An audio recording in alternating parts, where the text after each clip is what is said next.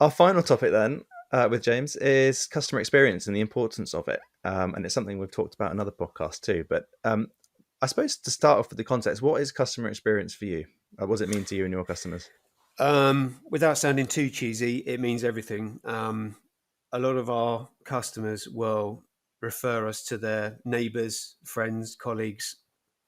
In addition to just wanting to do the right thing anyway, I know it sounds a bit OTT and a bit Hollywood, but unless you do something well, then what's the point in doing it? It's like the old school Yeah. values, isn't it? Anyone can do a half decent job, but there's no point in that.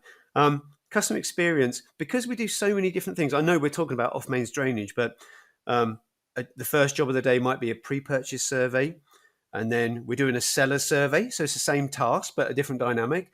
Then we might be an expert witness on the next situation. Then we're looking at an insurance claim. There's so many different things we do, but it doesn't matter whether the customer is a surveyor, a property owner, an estate manager, a solicitor. It doesn't matter. The fact is, they've entrusted us to carry out a task. We're extremely appreciative we've been given that task, and we will have our very, very experienced, knowledgeable engineers going out and representing us beautifully on site. The report is then triple checked before it goes out because we are ridiculously on point with things like that. And we hope and we believe from feedback we've got that the customer experience is really positive and really strong. Um, no one's perfect. No. Sometimes we take a little bit too long to get a report out if we want to double check a few points ourselves. Um, but going back to the question, customer experience is everything. It's the customer making sure they feel as if they've made the right decision in the first place. And that means excellent communication, verbally and in writing, and being satisfied with the work we do. The work might be a piece of advice on a phone call. It might be a Yeah. written report. It might be a technical explanation. It might be an expert witness report. It could be an installation in their back garden. Whatever it is, it's irrelevant. They've picked us. We're very glad of that. We're very appreciative. We're gonna give them the A1 service every single time. Like I said, otherwise, what's the point? You want to Yeah. strive to be the best. We're not the cheapest. I don't think we're the most expensive. We're not the cheapest, but we like to think we deliver the best service. So, and that's what we're striving for. And yeah, we've had some fantastic feedback. I'm sure others will say that they're just as good as us, and that's great and good for them. But selfishly, we can only concentrate on ourselves, and we just Yeah. try and do the best every single time. I think that's the key. Is you can't focus on what everyone else is doing. No, It's because then you're not focusing on what you're doing and getting that right. But I think for me, customer experience is it is it's what you've said, but I think it's really going into the detail of looking at every touch point that customer has with you, because you can have the best report, the most technically accurate, brilliant report at the end of something, but if you haven't set expectations right at different points and it's been clunky to get hold of you, it doesn't matter things that take time. You can take 2 days to get back to someone if you set the expectation that we'll get back to you in 2 to 3 days, sure. because then the customers knows they're expecting to wait. But I think it's quite often people forget that the contact form that they've submitted, and then not knowing what's going to happen next, is that first experience of what working with you is going to be Actually, like. you're right. Yeah, management of expectation is key. If someone comes through, there's various ways people can get in contact with us. If they just come through our website, the guys up in Glasgow, they like to get back to people in like 15 minutes. They hate it when they don't. If someone has spent time to write down their background details and they're obviously looking for help, they need help. We like to show them straight away that we actually care about their inquiry. We're grateful they've gone on our website. They've obviously chosen us and got some element of initial trust to then jump to and make an inquiry. So absolutely, we try and help them. We manage their expectations. If they want us to come out, we'll tell them what the current wait time is. We'll tell them how quickly we'll get the report back after that. And then we make sure we hit it. And sometimes, if we do a report in the morning, we'll have a customer come on at lunchtime saying, I know you told me it'd be a few days, but can you just give me like the heads up? I'm sometimes nervous about that because we like to go through every detail before issuing that report. But if it's time sensitive, we'll do that because we are about customer experience. But I think customer experience is also being realistic and say to them, I can give you some information now, but we did say we needed some time to review everything. So there may be some tweaks when the final report comes out. So once again, sort of managing expectations within the initial expectation. But as long as you've got that communication channel open and you're transparent and honest, I don't think you can do any more.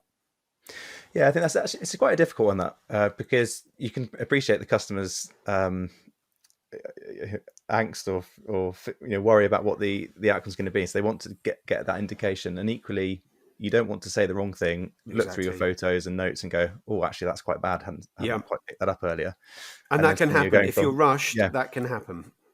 Yeah, completely. And then suddenly the customer's going, "Well, why have you gone?" Actually, everything's okay. To disaster. It's why we tell our guys. Exactly. It's why we tell our guys, if a customer's on site with one of our engineers and they say, "Okay, so I need a new system. Can you give me a ballpark figure?" In the old days, under the guise of being helpful, we would do. But all that happens is you give out a range and say, "Look, I'm not the estimator. This is the surveyor speaking. I'm not the estimator. But from my experience, you might be looking at £9,000 to £11,000 plus VAT." All the customer hears is £9,000. Not 11 plus VAT, not plus VAT, just 9. So suddenly your estimate comes back at 10.5 plus VAT. They go, "Goodness me, it's so £12,000, give or take. Your guy told me 9 grand on site." So we don't give out any numbers anymore, because even though we're probably accurate in our estimation on site, the customer will only hear the most cost-effective price. So we don't do that anymore. Zero chat around prices. Yeah, as a consumer, you don't hear. Well, you hear the lowest figure, so it's always worth saying it with VAT, just to not get a 20% shock. Yeah, indeed.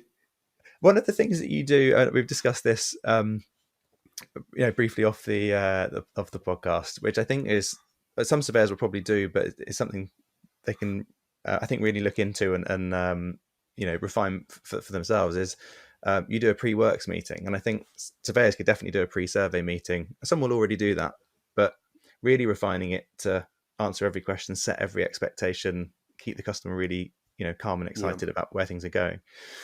How do you handle that? Because it sounds like you've got a really good one from some of the posts I've seen. Yeah, the pre-works meeting, to us, it just seems like a normal part of the process. We've submitted a quotation. Customer says, "Yes, please." You agree a provisional start date for the works, and between us being approved for the piece of work and the job starting, our works manager will go out and spend an hour to an hour and a half with the customer, and we like to call it a walk and talk. I'm sure there's a better phrase we could give it, but effectively, the works manager will go out with the specification of works that we've already issued to the customer, hence they've agreed the quote against that spec. And instead of it being on paper and looking at a site plan, a drawn site plan, we're in the customer's garden.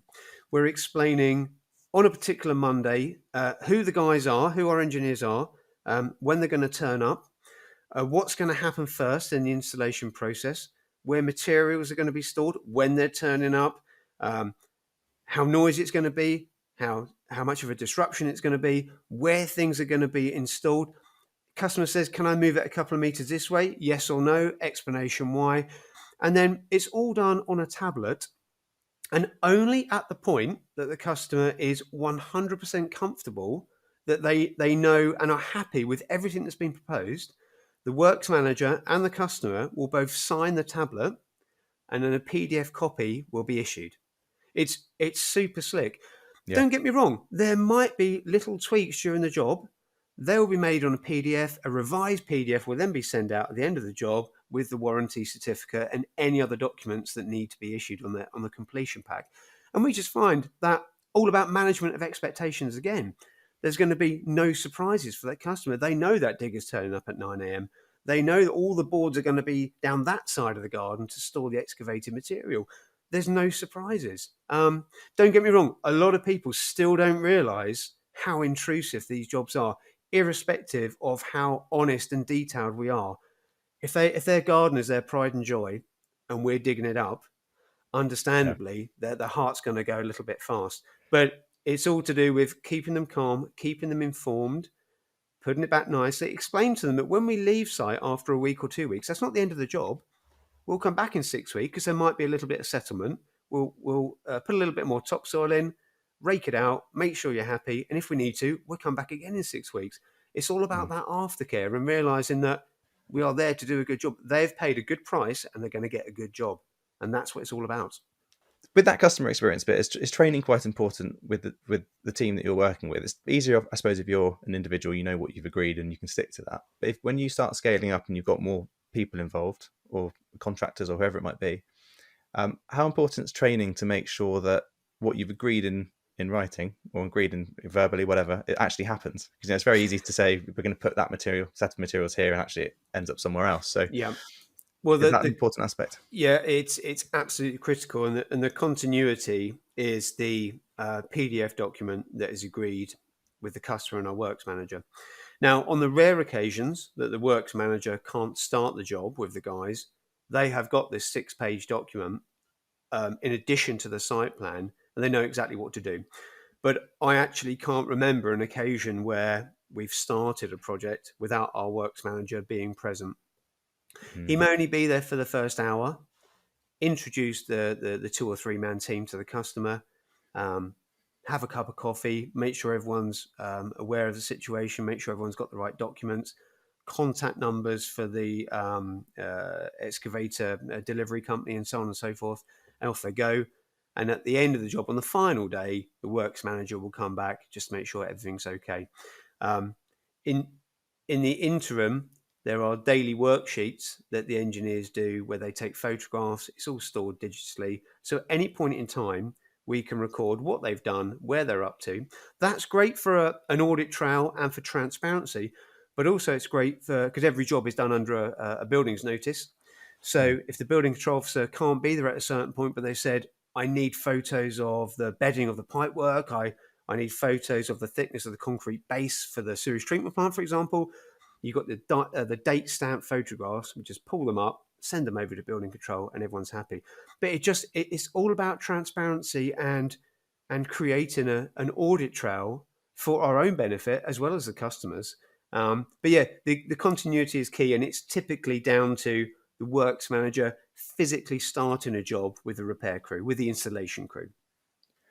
Awesome. And then one thing you touched on there actually was the tech side of things. So how important is technology in your opinion for customer experience? Because the reason I ask that is you do hear, not from everyone. A lot of people embrace tech and really work with it, but you'll have others that maybe fear that it detracts from customer experience, and automation removes some sort of dialogue between customer and surveyor.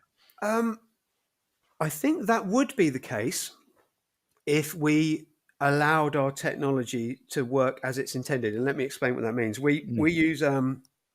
We use a company called Big Change to effectively, we went paperless about 5 years ago, and a part of their, like the software side that we use on our tablets every day and we use on our laptops, is called JobWatch. This isn't a promo for them, but it is fantastic. It's increased our efficiency by about 40%, so it does work. Yeah.